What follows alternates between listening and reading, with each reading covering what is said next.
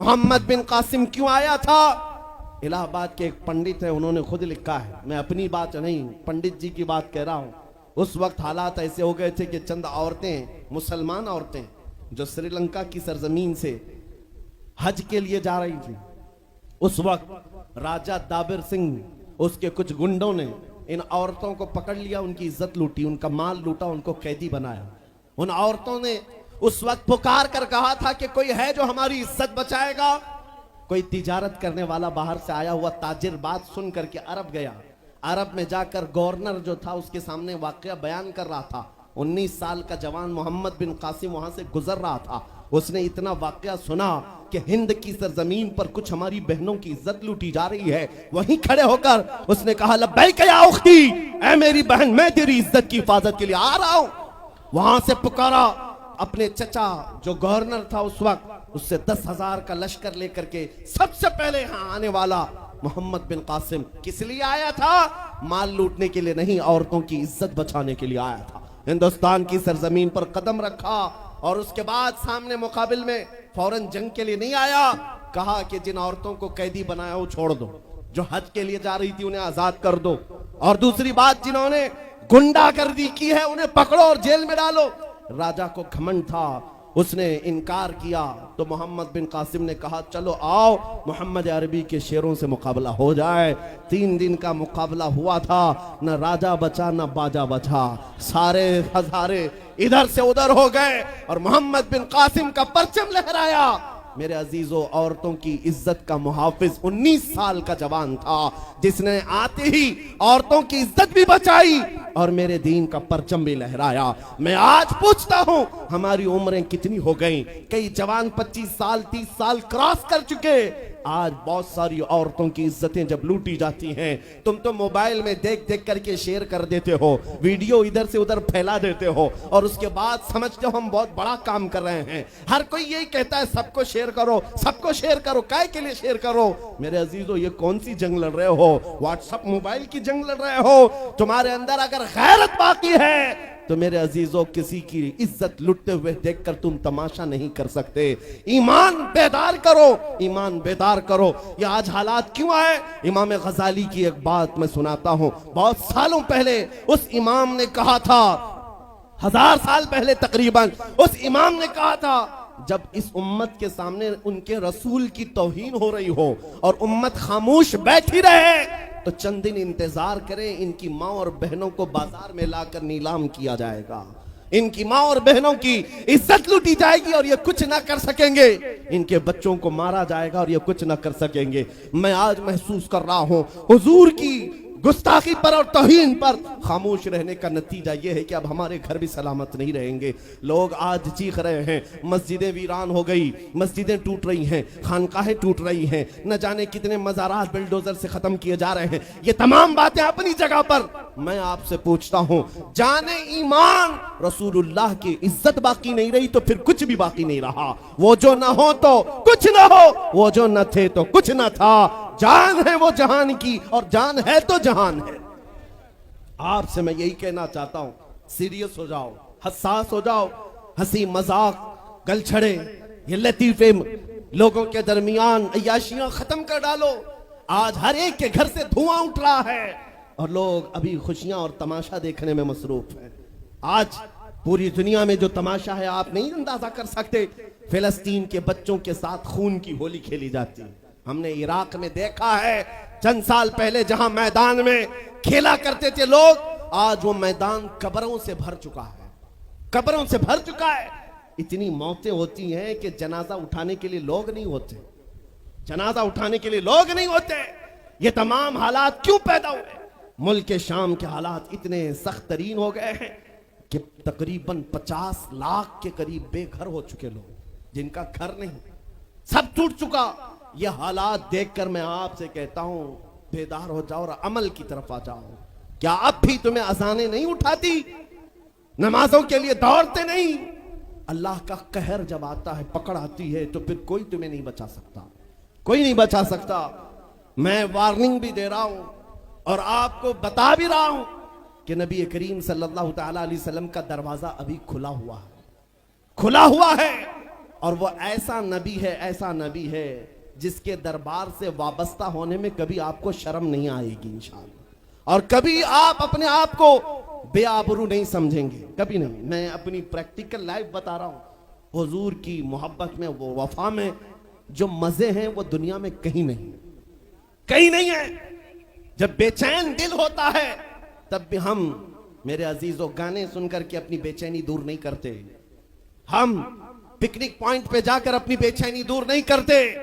जब ज्यादा बेकरारी हो तो यही कहते, उनके निसार कोई कैसे ही रंज में हो, जब याद आ गए हैं सब गम भुला दिए हैं, उनकी महक ने दिल के गुंचे खिला दिए हैं, जिस राह चल दिए हैं कूचे बसा दिए।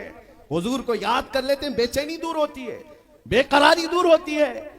आपको मैं ये बात कहना चाहता हूं, हुजूर की वफा में जो इज्जत है वो कहीं नहीं है, हुजूर की गुलामी में जो इज्जत है वो कहीं नहीं।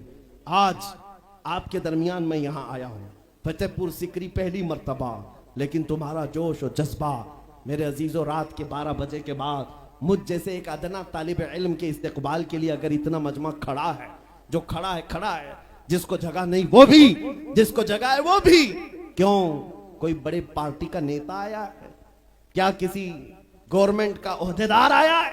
नहीं, सबको यहां पता है कोई नेता नहीं आया, हुजूर का एक गुलाम आया। हमारी आज जो इज्जत है वो सिर्फ इसीलिए है, जब तक बिके न थे तो कोई पूछता न था। या रसूल अल्लाह, तुमने खरीद कर हमें अनमोल कर दिया। जब तक के मदीने से इशारे नहीं होते, रोशन मेरी किस्मत के सितारे नहीं होते। इसलिए आज से भी कहता हूं, बेदाम ही बिक जाइए बाजार नबी में, बेदाम ही बिक जाइए बाजार नबी में। अरे इस शान के सौदे में खसारे नहीं होते। नारे तकबीर, लब्बैक लब्बैक लब्बैक या रसूल अल्लाह, लब्बैक लब्बैक लब्बैक या रसूल अल्लाह। ताजदार खत्म नबूवत, ताजदार खत्म नबूवत।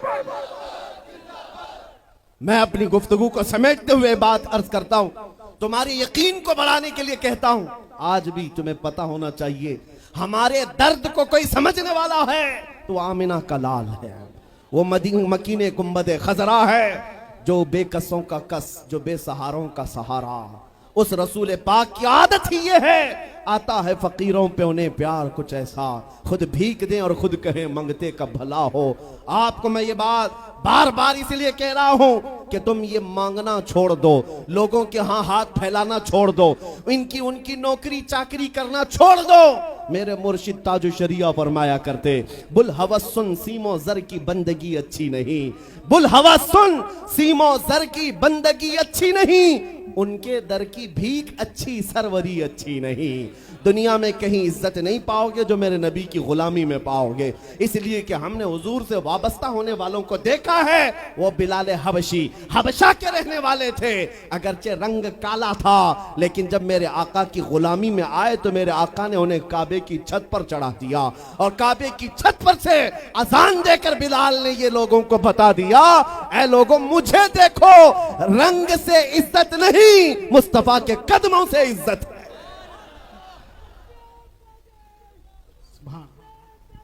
अजीजा ने ग्राम वकार, तवज्जो चाहता हूं, हुजूर की गुलामी में जो इज्जत है वो हमने देखी है। जो लोग सहाबा कराम, जो सहाबा कराम, सैयदना अमीरुल मोमिनीन उमर इब्न खत्ताब, जिनका हाल ये था 36 लाख स्क्वायर किलोमीटर पर तनहा हुकूमत करते थे। उस वक्त मिस्र भी, शाम भी, यमन भी, इराक भी, फिलिस्तीन भी, अरब, ये 6 कंट्री पूरे मिलाकर तनहा हजरत उमर की निगरानी में थे। और ऐसी निगरानी नहीं कि यहां बैठ करके बड़ी बड़ी मीटिंगें कर रहे हो और गरीब खस्ता हाल सो रहे हो। उस खलीफा इस्लाम का हाल ये था, वो मदीने में बैठकर खिलाफत कर रहा था, और बड़ी दूर एक औरत अपनी बेटी से कह रही है कि आज थोड़ा दूध में पानी मिला ले। बेटी कहती नहीं, खलीफा उमर बिन खत्ताब की खिलाफत है, उमर इब्न खत्ताब की खिलाफत है। घरों में तक उमर इब्न खत्ताब की निगरानी थी। ये कौन उमर इब्न खत्ताब रज़ी अल्लाह ताला अन्हु, जिन्होंने लोगों का खून चूस करके हुकूमत की कुर्सी नहीं बिठाई। और दूसरी बात ये भी कि वो उमर सादा जिंदगी गुजारने वाले, उनकी सिक्योरिटी भी ऐसी नहीं थी कि रोल्स रॉयस लगी हुई हो, काली गाड़ियां आगे पीछे घूमती हों। मेरे अजीजों, उस उमर इब्ने खत्ताब की बात कर रहा हूं। जब बैतुल मुकद्दस फतह हो गया तो वहां से हजरत अबू उबैदा बिन जर्राह ने खत लिख करके भेजा कि लोगों की ख्वाहिश है उमर इब्ने खत्ताब आप तशरीफ लाएं, बैतुल मुकद्दस की चाबी आपके हाथ में दी जाएगी, आप तशरीफ लाएं। तो उमर इब्ने खत्ताब रदी अल्लाह ताला अन्हु मदीने से चल पड़े अपना एक गुलाम लेकर के। लेकिन गुलाम और खुद होने के बाद एक ही घोड़ा था। तय ये कर लिया गुलाम के साथ कि 1 मील मैं बैठूंगा तू चलेगा और दूसरे मील तू बैठेगा मैं चलूंगा। ये शान उमर इब्ने खत्ताब रदी अल्लाह ताला अन्हु की। मैं क्यों कह रहा हूं अभी बताता हूं। और इस तरह से सफर कटता रहा। 1 मील खुद बैठते, 1 मील गुलाम बैठता था, क्योंकि उनके अदल के सामने किसी की नहीं चलती। फिर जब इत्तेफाक ऐसा है बैतुल मुकद्दस करीब आया, लोग सब देखने के लिए बाहर आए, लेकिन घोड़े पर बैठने की बारी गुलाम की थी और आपकी चलने की थी। बारी बारी है, गुलाम बैठा हुआ आ रहा है और खलीफा वक्त रस्सी पकड़ा हुआ आ रहा है। लोग दौड़े दौड़े आए, फिलिस्तीन के अमीरुल मोमिनीन कहकर नारा लगा रहे थे। तो जो मौजूद सहाबा थे उन्होंने बताया ये घोड़े पर बैठा हुआ अमीरुल मोमिनीन नहीं है, ये घोड़े की रस्सी पकड़कर जो आ रहा है वो अमीरुल मोमिनीन है। ईसाइयों ने पहली मर्तबा देख करके पूछा था, ए मुसलमानों क्या तुम्हारा बादशाह ऐसा भी होता है?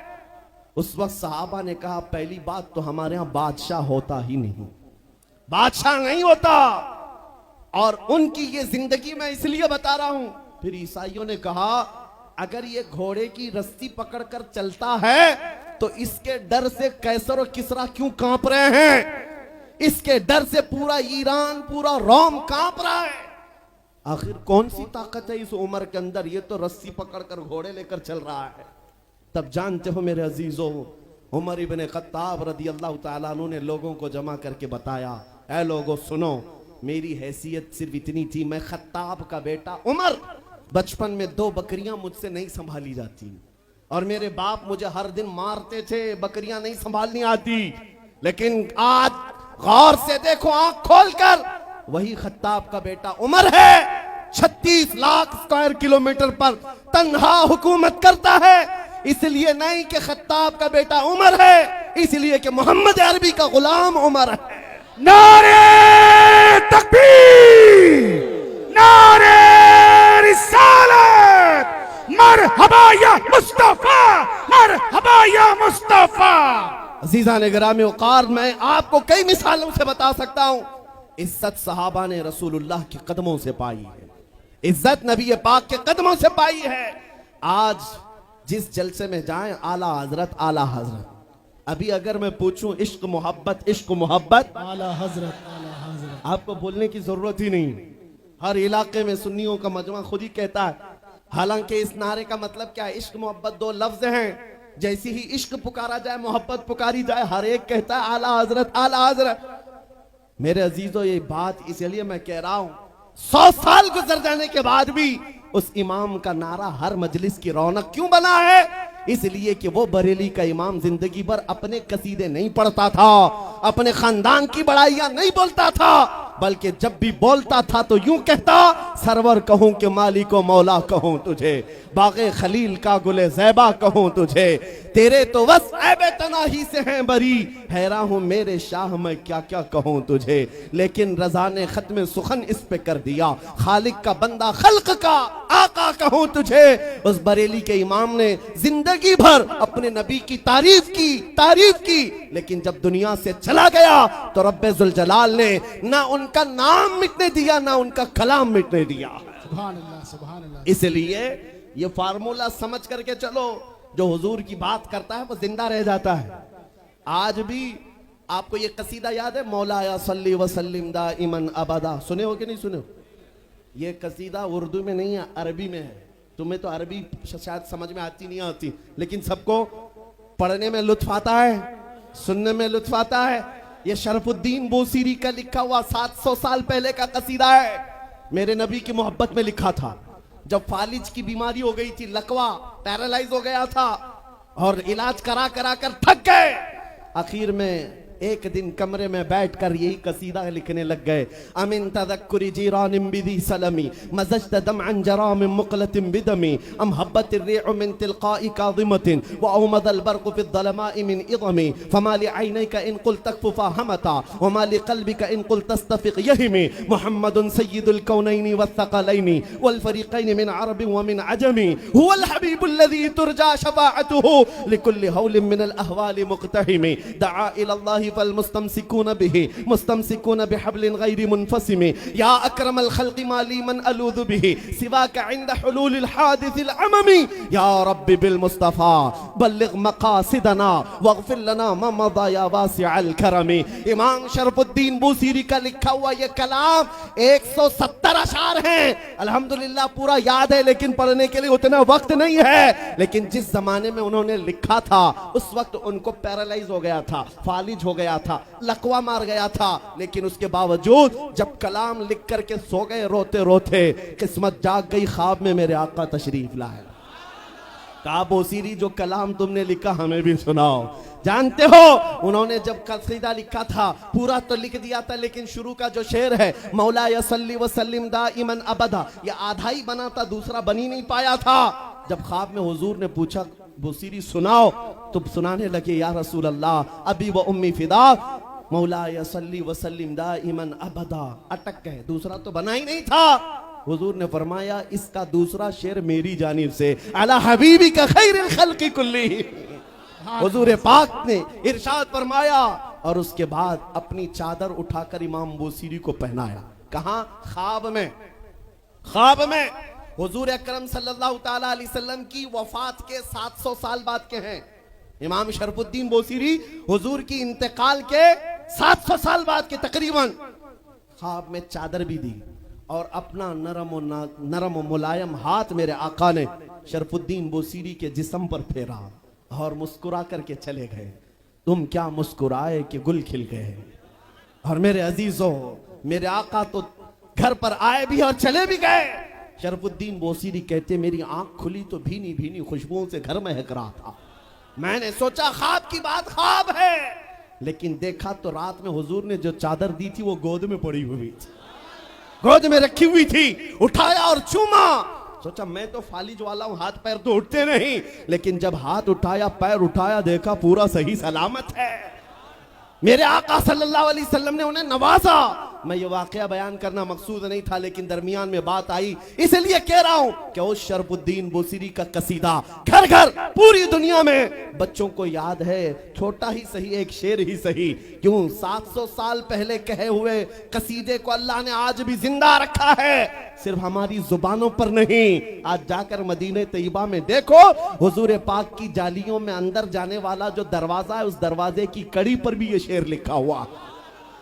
मेरे आका ने इस कसीदे को ऐसा कबूल किया है, हुजूर की तारीफ करने वाला मरता नहीं है, हुजूर की तारीफ करने वाला उसका नाम फना होता नहीं है। जिंदा है, जिंदा है, आज भी जिंदा है। मैं फिर कहता हूं, तुम कहां घबराए हुए हो उन गुफे में बैठे हुए पाखंडी कुत्तों से, उन लोमड़ियों से जो अंदर बैठ करके तो मेरे नबी की शान में भौंक सकते हैं। 4 बच्चों के सामने आकर बात तो करके दिखाओ। इनकी हालत तो ये है, हुजूर की शान में भौंकने के बाद जिंदगी अजीरन हो गई, बेचैन हो गई। बगैर सिक्योरिटी गार्ड के बाहर निकलना दुभर हो जाता है, नहीं आ पाते। रात की नींद भी खराब, दिन का चैन भी गया। अरे इनके गुफे में अगर हमारा 8 साल का बच्चा भी चला गया पानी पीने के लिए, एटम बम लगने लगता। वो कहते आतंकवादी आ गया था। 8 साल का बच्चा, क्यों? ये डर क्यों सवार है? हुजूर की शान में जब तौहीन करोगे, डर डर करके ही मरोगे। और हुजूर की जो तारीफ करता है वो पूरी दुनिया में चहकते महकते हमेशा लोगों के दिलों में जिंदा रह जाता है। आज इस हिंदुस्तान की सरजमीन पर छोटा सा कस्बा है, लेकिन हर जवान पुकार रहा है लब्बैक या रसूल अल्लाह। पुकारते हो कि नहीं पुकारते हो? किसी को लब्बैक कहने में डर लगता है? डर है किसी को?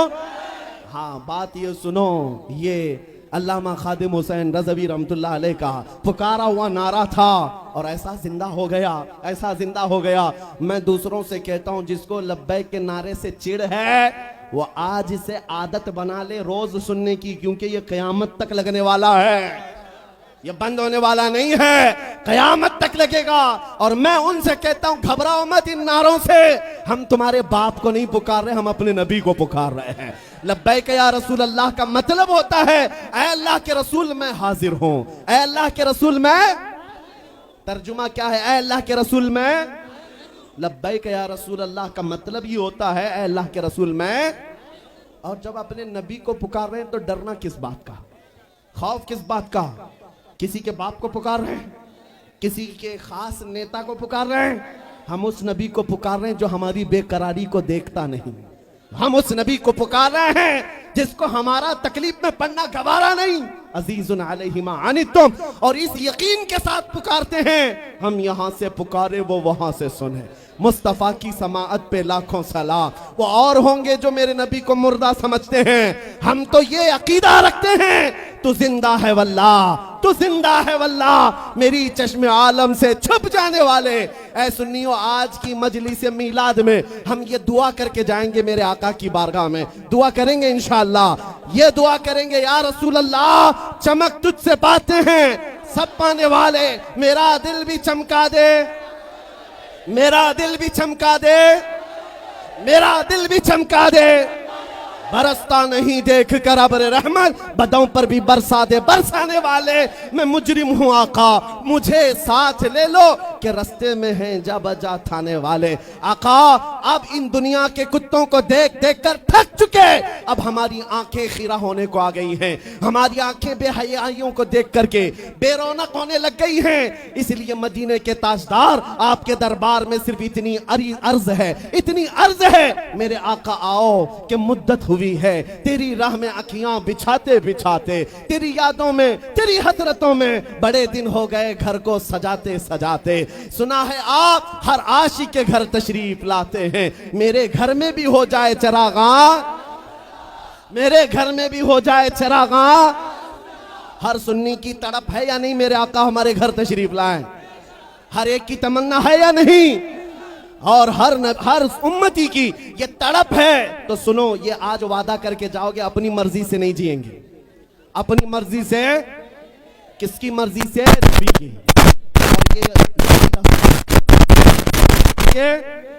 और उसके लिए सबसे बेहतरीन फार्मूला मेरे पीरो मुर्शिद का, जिंदगी ये नहीं किसी की किसी के भी, जिंदगी ये नहीं किसी की।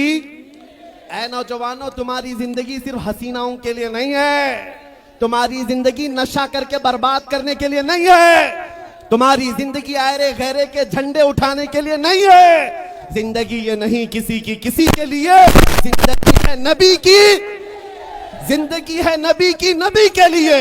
अरे ना समझ मरते हैं जिंदगी के लिए, जीना मरना है सब कुछ। और पुकार कर कहो या रसूल अल्लाह, दहन में जुबान तुम्हारे लिए, बदन में है जहां, हम आए यहां और उठे भी वहां। या रसूल अल्लाह बने तो जहां, बने तो जहां, बने तो जहां। और सुनियो, आज के बाद से हम इधर उधर हाथ नहीं फैलाएंगे, कहेंगे तो क्या कहेंगे? कौन देता है देने को मुंह चाहिए, देने वाला है सच्चा, देने वाला है सच्चा।